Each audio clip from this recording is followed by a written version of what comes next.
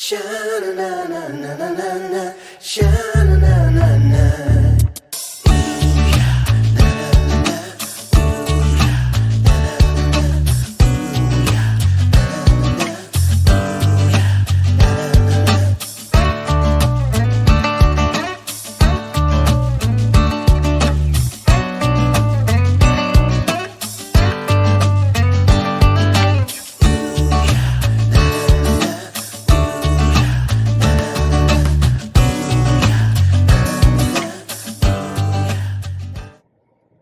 Okay, folks, this is Laura with Untitled Vintage Typewriters. Welcome today as we take a look at this 1932 Smith Corona. And this is not a standard. It's not a silent. It's just the Smith Corona. There's no prefix on it. It's the kind of the SC series. And I apologize for the glare. There's just I wasn't able to get rid of the glare, so you're just gonna have to have glare in the video for this. So I'm going to try to lift it up a bit. Just one note on this. I'm going to combine the demo video with the tutorial for this particular one. So if you're watching this for the tutorial, just bear with me for a second as I point out a few things.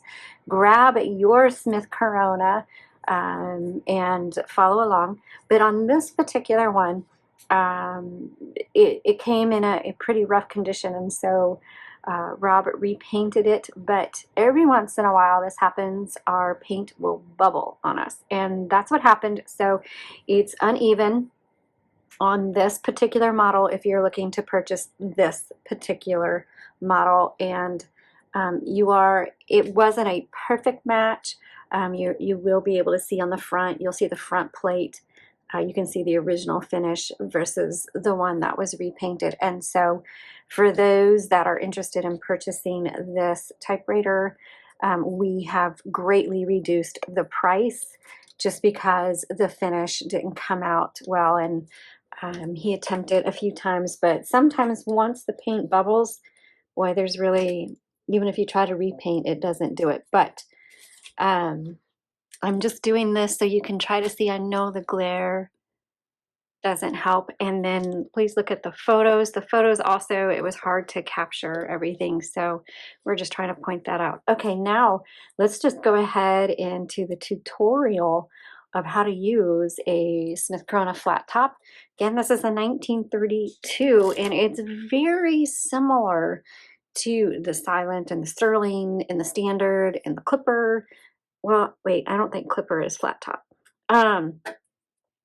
But for whatever reason, anyway, we won't get into that. Anyway, this is the SC series, and let's go ahead and take a look. So right here is your back plate. This one is a little bit crooked on us, and this is where you change your margins. So you just press and drag.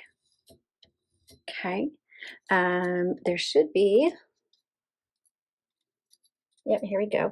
Here's your paper holder. So the paper holder on these are tucked away on this back plate here. So, and you can fold those down. This is your carriage. You can hear the bell, and you're gonna have your paper release right here.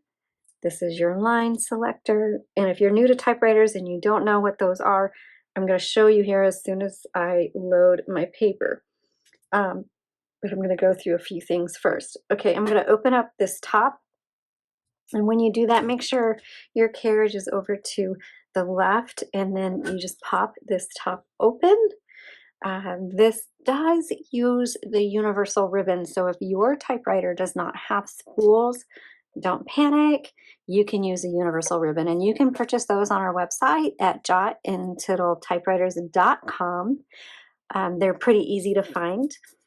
And this, we put metal spools in ours. And so if you have your original spools, they'll be metal. And if you need fresh ribbon, we have a custom ribbon option available on our website. And you can send us your spools. We'll roll it with fresh ribbon for you and return that. So this uses a universal ribbon. When you change it out, make sure black is on top, red is on bottom. And then when you thread it, the ribbon needs to go over the top and around the bottom. Same with this one, over the top, around the bottom. There are there's a guide wire here, and then the middle area, that's where everybody struggles to get that threaded. It is tricky, I admit that.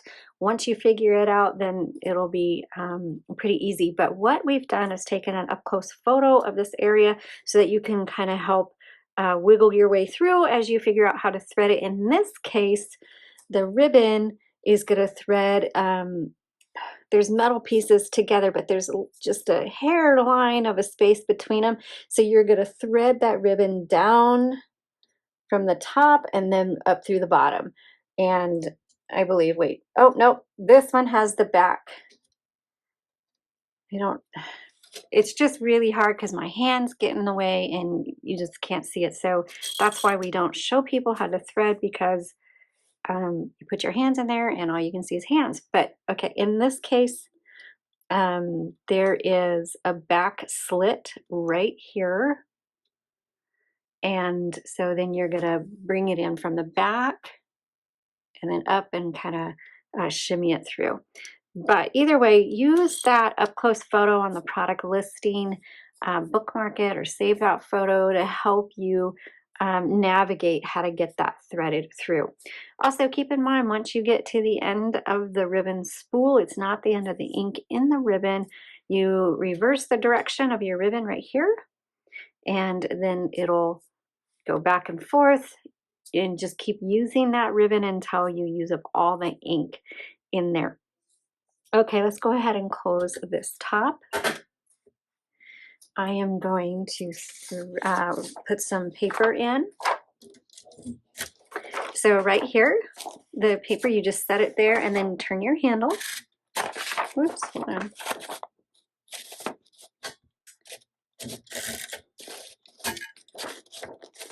Oh, I caught it really, look how crooked that is. But hey, let me show you how to fix that. So you just pull this forward and straighten out your paper. And this is your paper release, and then re-engage it. Okay, so this particular typewriter has a really hard platen on it, so it just let you know. And that gave me a little bit of trouble of loading the paper. So again, like I said, it's still a great performing typewriter, but the platen is hard, and then the finish is not ideal. So we have compensated for that in the price. But this, for those of you who are not looking to buy this one, this hopefully will still help you learn how to use yours. Okay, let me double check. I don't often combine the tutorials with the demo video, but I am very short on time these days, and so I needed to do that in this case. Okay, here is the turn handle, and this is your line selector. So single space, double space. Okay. Let's go back and let's listen for the bell. There's the bell. So your bell is gonna, what that does is it lets you know that you're at your margin, your right margin. And when you get there, it's gonna stop. And so you can't continue typing. And if you're in the middle of a word or a thought, you can use your margin release, which is right here. Just hit that, and then you can keep going. So up here, we have our tab.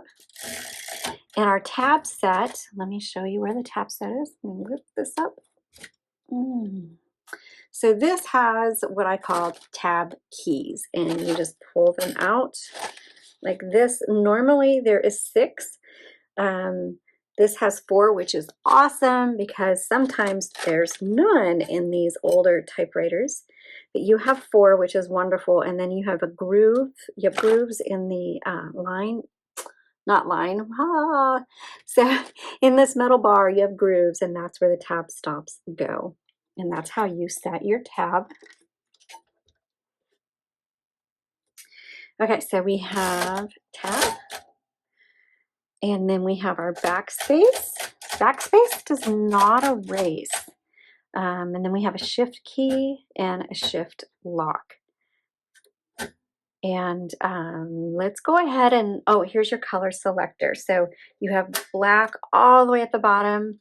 The white is stencil. And so some people ask, hey, my typing bars, which are these right here, are not striking the paper.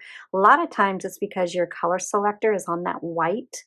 And so it won't strike properly. So make sure it's firmly on red or on black. So I'm going to go ahead and I am just going to do some typing. For those of you who are not interested in purchasing this typewriter, you can probably turn this off now. For the rest of you who are interested in either hearing how it types, or if you're interested in purchasing, I'm going to do more of the typing demo now, where I'm going to test all the keys. So here we go.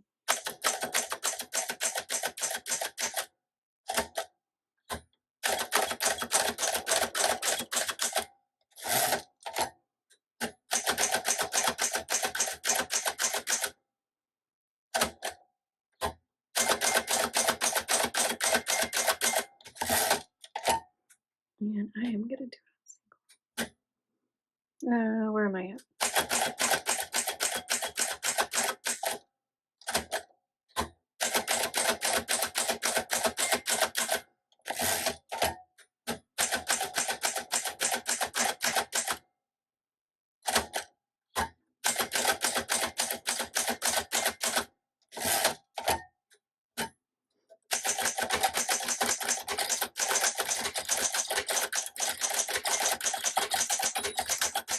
There's that bell. And so it stopped on me. So now I need to do margin release. There you go. And this one, let me just tell you, the feel of it is really good. And no stiffness, no stickiness, very good bounce back on this. And I can type fairly quickly on here. Let's try the red.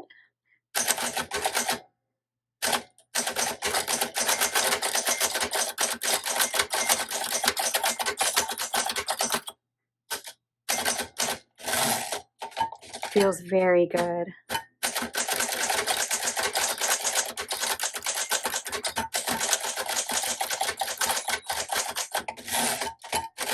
Oops, I got ahead of myself. Backspace.